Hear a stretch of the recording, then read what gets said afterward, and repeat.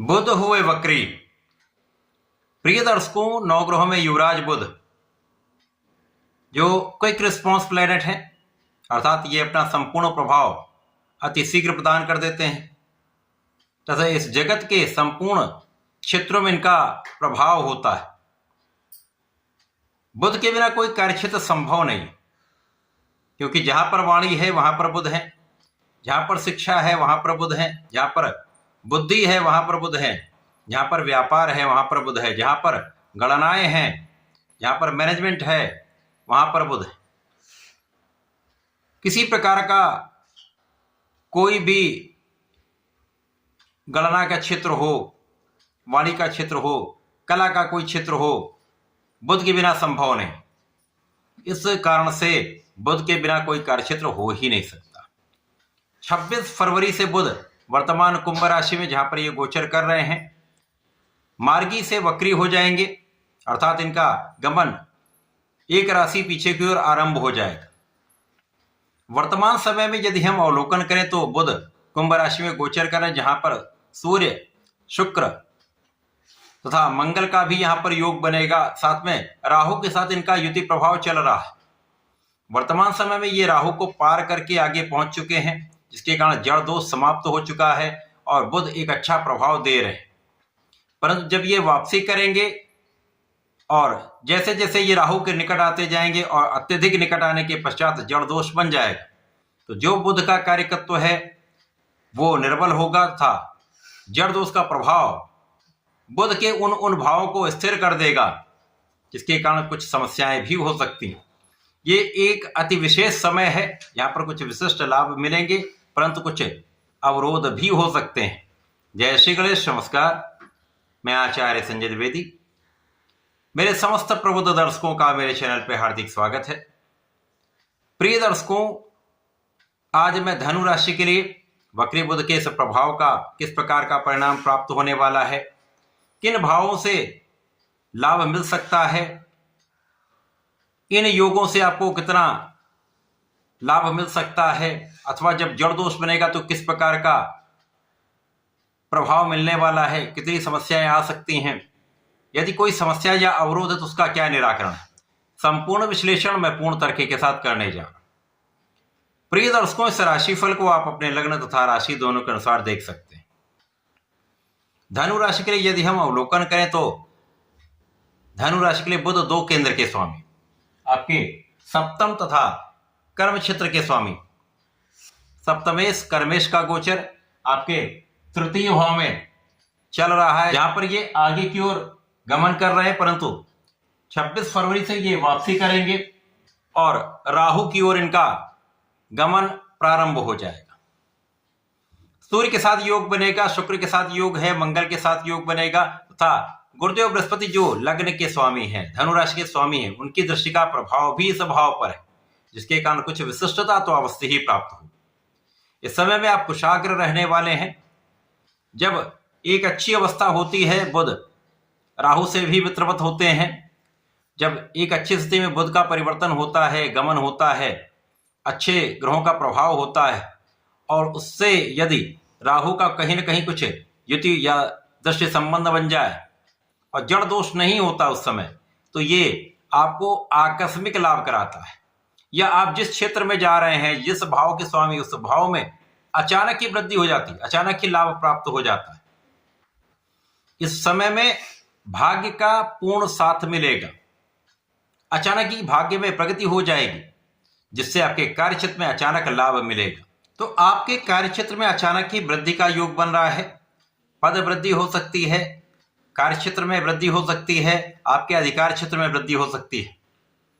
अब ये आपकी नौकरी का भी भाव हो सकता है। आपके व्यापार में अच्छी उन्नति का योग दिख रहा है, क्योंकि व्यापार के कारक ही बुध है, तो अचानक ही कुछ अच्छे कॉन्ट्रैक्ट्स की प्राप्ति हो सकती है, तो अच्छा धन लाभ आप प्राप्त कर सकते हैं। इसी प्रकार से जो प्रोफेशन में हैं लोग, उनके लिए भी अवसरों की वृद्धि हो सकती है।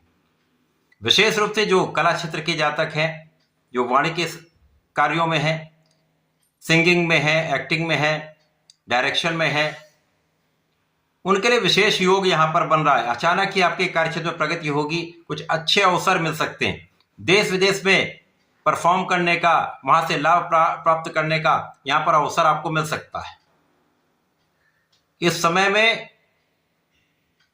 आपके ज्ञान में भी विस्तार होगा। यहां पर आपका बुद्धि बल अच्छा है, और यदि ज्ञान में विस्तार होता तो उसका आप समुचित उपयोग अपने कार्यक्षेत्र में कर पाते हैं। यदि आप पढ़ाई कर रहे हैं, विद्यार्थी हैं, तो प्रारंभिक समय बहुत अच्छा है, जब आपको आपके पढ़ाई में अच्छा लाभ मिलेगा, आपका मन भी लगेगा तथा परिणाम भी अच्छे प्राप्त होंगे। इसी प्रकार से संतान सुख भी मिल रहा है, और यहाँ पर संतान से अच्छा आपका व्यवहार रहने वाला है। किसी प्रकार की कोई बड़ी समस्या नहीं। जैसे जैसे ये गोचर काल आगे बढ़ेगा, अब चूंकि बहुत वर्षों के पश्चात कुंभ राशि में बुध 66 दिन गोचर कर रहे हैं। यहाँ पर 26 फरवरी से 21 मार्च इनका वक्री काल, जो लगभग इनका गोचर काल होता है, उतना तो इनका केवल वक्री काल है।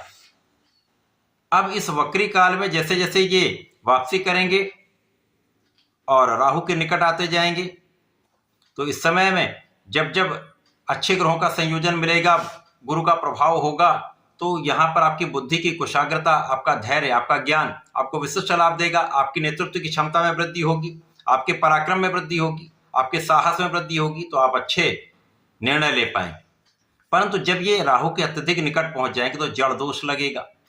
अब यहाँ पर सप्तमेश और कर्मेश होकर राहु के साथ ये युति प्रभाव में है, जिसके कारण कार्यक्षेत्र में अचानक ही ब्लॉकेज हो जाता है। आपके नौकरी के भाव में, आपके प्रोफेशन में आते हुए अवसर अवरुद्ध हो जाते हैं।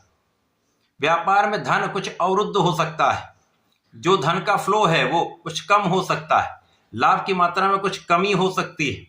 आपके पराक्रम के, आपके परिश्रम के बाद भी उतना लाभ आप नहीं ले पाते, क्योंकि यहाँ पर बुद्धि भी जड़ होती है और वो कार्यकत्व भी जड़ होता है। यदि इस समय में आप विवेकशील रहते हैं, अपनी शिक्षा का उपयोग करते रहते हैं, अपनी बुद्धि का सही दिशा में उपयोग करते हैं, बिना कारण से भय में नहीं पड़ते, किसी के बहकावे में नहीं आते, क्योंकि राहु विधर्मी है, विदेशी है, सदा ही दूसरों से कुछ ना कुछ ऐसा कार्य हो जाता जो आपके लिए समस्या कारक हो जाता है। तो ऐसे में किसी अन्य व्यक्ति की बात में ना आए। जो भी करना हो अपने बुद्धि बल से, अपने ज्ञान के बल पर, अपने योग्यता के बल पर करें। थोड़ा समय कष्टकारी हो सकता है। जैसे जैसे गोचर काल आगे बढ़ेगा तो समस्याएं तो अवश्य आएंगी, क्योंकि यहां पर आपका आत्मबल कुछ कम हो सकता है।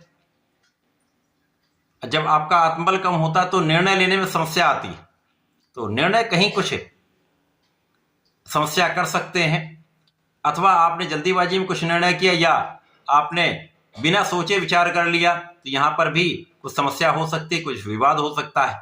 इसी प्रकार से इस समय में भाग्य भी उतना साथ नहीं देता, लेकिन इसके लिए आपको निरंतर प्रयास करना चाहिए। सही दिशा में सही प्रयत्न करेंगे तो जैसे ये समय बीतेगा पुनः बुध वापसी करेंगे। मीन राशि की ओर इनका जब गमन आरंभ होगा, राहु से दूरी होगी, तो समय पुनः अनुकूल होने लगेगा, समस्याएं कम होने लगेंगी, आपको लाभ अवश्य प्राप्त होगा। इस पूरे समय में आपको नियमित रूप से भगवान गणपति की आराधना करनी चाहिए। ओम गंग गणपतये नमः का नित्य 1 माला के जप अवश्य करें। और इस समय में यदि आप गणेश अथर्वशीष या शंकर नासन गणेश श्रोतम का पाठ करते हैं तो विशेष लाभ आपको प्राप्त होंगे। और धनु राशि के लिए यदि आप ओम नमो भगवते वासुदेवाय का 1 माला का जप कर लें तो विशेष लाभ आपको प्राप्त हो। तो ऐसा करके इसका उपयोग करें। धन्यवाद, नमस्कार।